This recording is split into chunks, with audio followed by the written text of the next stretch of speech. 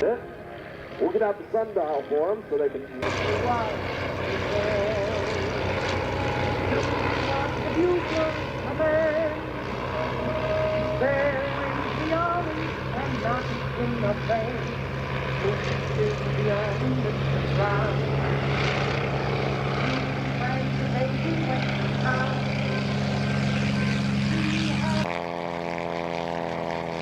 Now the Germans have already got a step up on us today. They're not running around the pattern, but I hear they're angry. I talked to them earlier, and so that'll be what occurs up here in the battle. You see some encampments have been set up on both sides of us here, and we're going to have some activity. Well, of course, the DR-1 was the first German fighter from mid-October 1917 to about June of 1918 as the German entity stopped with Warplane.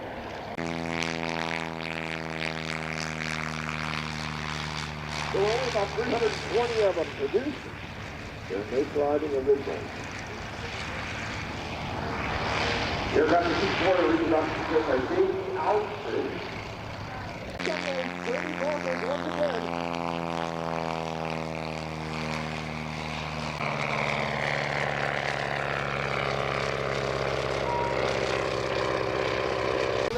One of the things we invite you to do is go over, check out the aircraft. Make sure you walk around them, but please do not touch the aircraft. We love having you there. We love having an open ramp for you to see all the aircraft, take pictures, talk to the pilots, do whatever you like. But that being said, just don't touch the aircraft and be very aware if somebody calls kind of fall into the Ford or Chevy camp. What I'm telling you is that sometimes you'll be a everyone's a chance kind of guy or girl, and same idea with Piper Cub in front. And that's a super Cub derivative. As you can see, the pilot is actually sitting up front. That's how you fly.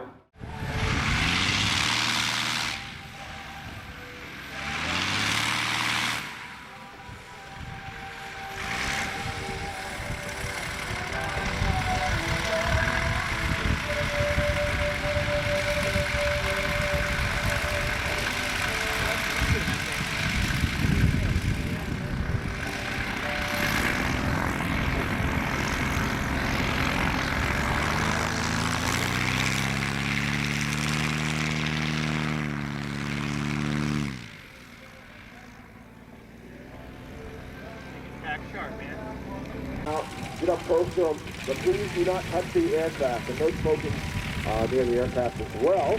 That being said, a couple of reminders: get hydrated, get hydrated, get hydrated. I think that's safe to say you should get hydrated. And on top of that, make sure to get these...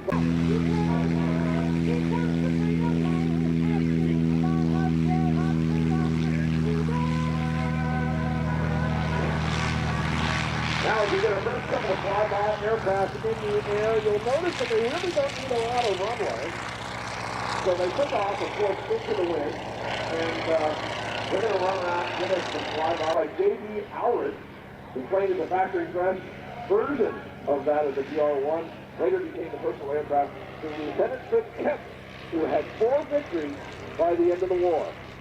There they go, sliding right into a nice formation.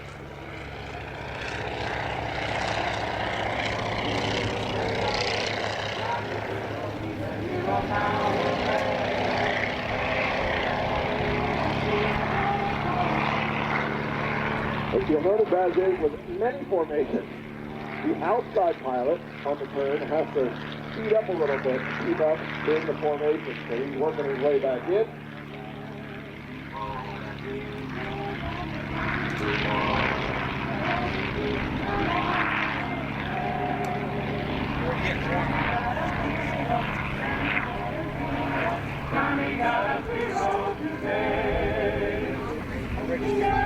Now, as the day wears on, it's going to get a little warmer out here, so make sure to go visit the museum exhibits and Lego displays in the long hangar building on the flight line side of the airfield. There you can take advantage of, believe it or not, air conditioning.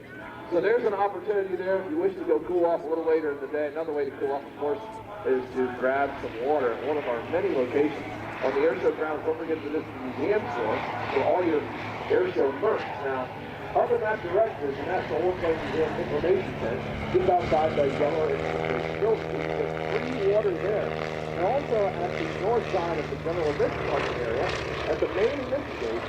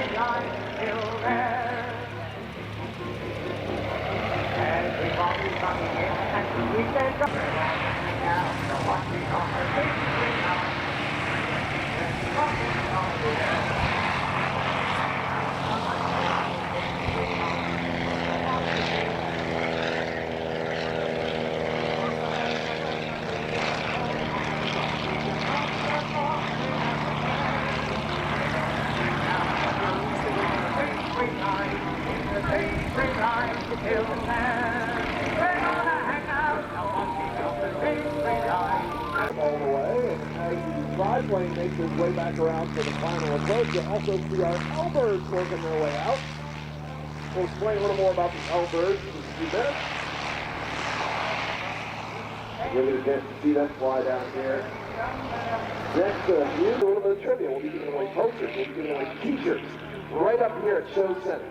So watch out for that. We've got a 3-man slingshot. That worked out pretty good yesterday. And we slingshot t-shirts into the crowd. Someone suggested challenge coins. That didn't go over as well as you would have liked. So with that being said, we'll be slingshotting t-shirts into the crowd. We'll be giving away posters. And we also have some special little glider airplanes for the kids too. So keep an eye out for that. Make sure to listen up for it. And you can hear us also 0.9 FM. If you want to tune us in,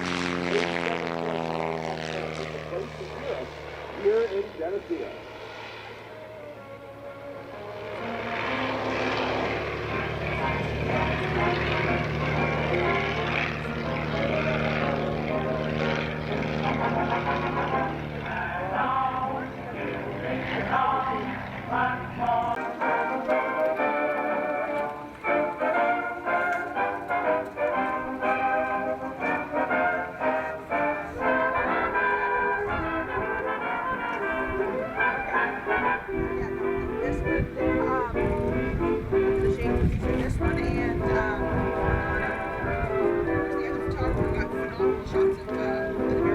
We talked a little earlier about how light and nimble they are. That's obviously a great characteristic of early World War I style fighter. But one of the other problems they had early in aerodynamics, was that we couldn't have enough rudder to counteract the torque of many of the large engines that were used, especially the propellers that were used